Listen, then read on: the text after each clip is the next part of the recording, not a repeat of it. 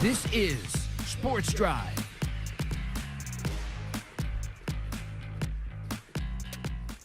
Welcome back into Sports Drive. Once again, I'm your host, Preston Moore. I mentioned we're going to talk a little bit more about the Panhandle Sports Hall of Fame. We just had Lance Lonnert on to talk a little bit about that. Obviously, a member of the Panhandle Sports Hall of Fame will now have on another member of the Panhandle Sports Hall of Fame from the same class as Lance back in 2018, John Mark Billou. John Mark, how are you doing today? I'm doing well, Preston. Thanks for having me on. Absolutely. Well, you're the chairman of the Hall of Fame, if I'm not mistaken.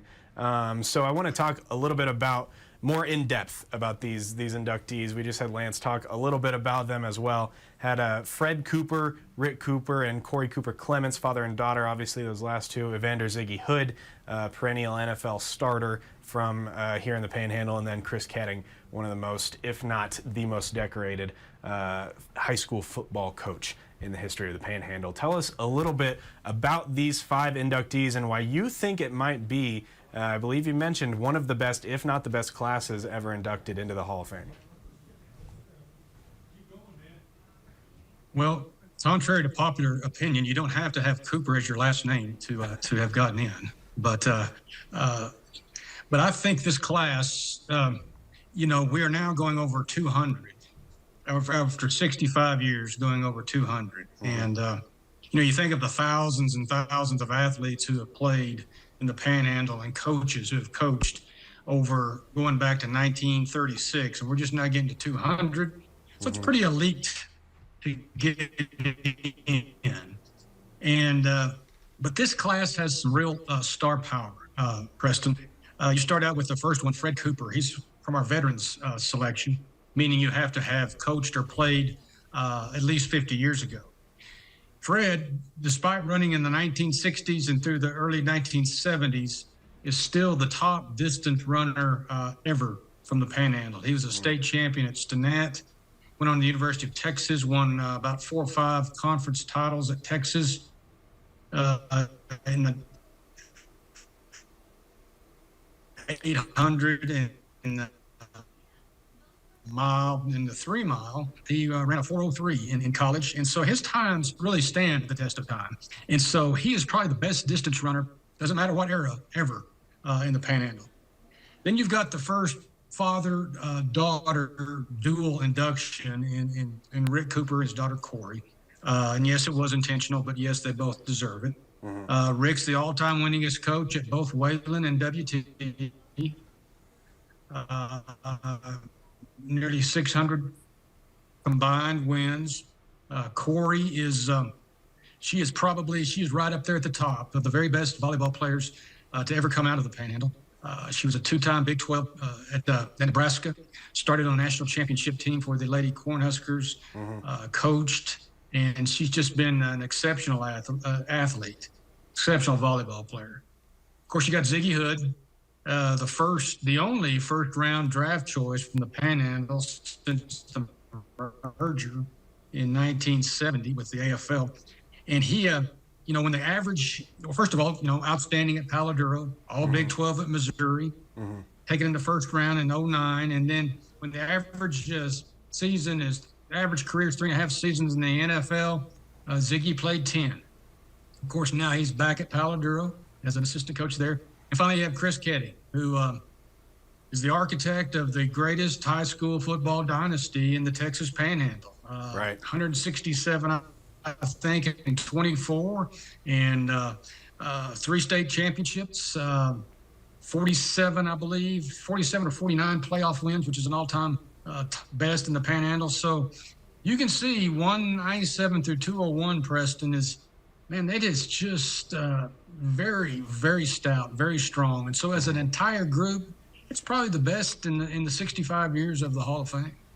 Yeah, and tell us a little bit, comparing this class, obviously you mentioned anybody who makes it into the Hall of Fame has to be, has to have a special resume given the amount of years that the Hall of Fame has been around to only just now be reaching 200. It is the best of the best, the elite of the elite.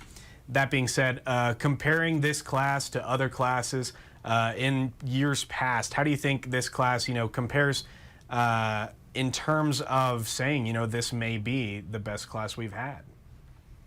Well, of course, when you only have 200, everybody that gets in is worthy. Right.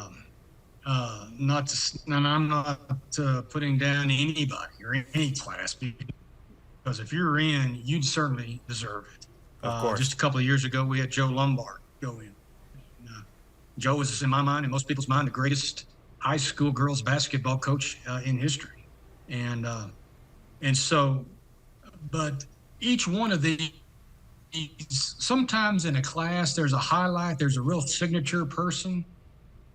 But in this class, you can make a case for every one of them being the highlight or the signature person. It's just that good. I mean, you've got the top distance runner. You've got the all-time winningest coach at 2 universities. You got who might be the best volleyball player from the Panhandle. You've got a first-round draft choice who played 10 years in the NFL, and then you've got a coach who is right up there with the best football coach who's ever coached in the Panhandle. Biggest dynasty ever. So you're going, man, this guy's good, she's good, they're good, you know. So just overall, it's about as good.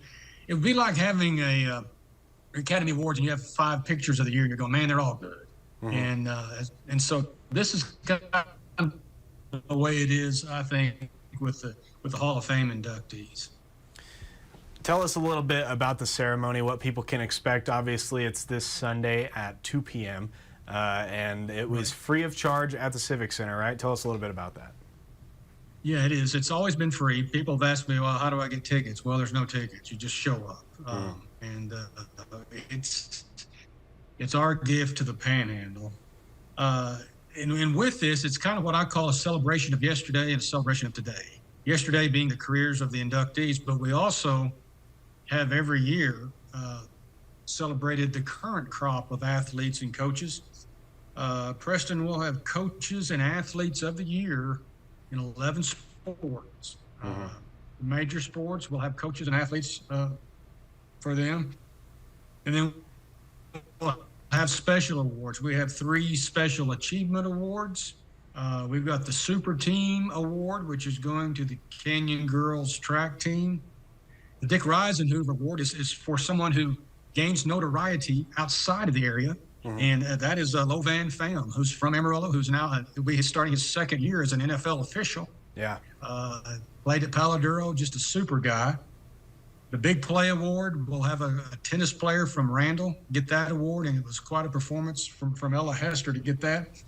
Then we have the D. Henry Inspiration Award, which is going to wheelchair athlete Kendra Murray of Tascosa. So it's not just not the inductions. It's also a celebration of achievement that's going on throughout the school year. So it's a little bit of everything. Right, absolutely, and we're certainly excited to see the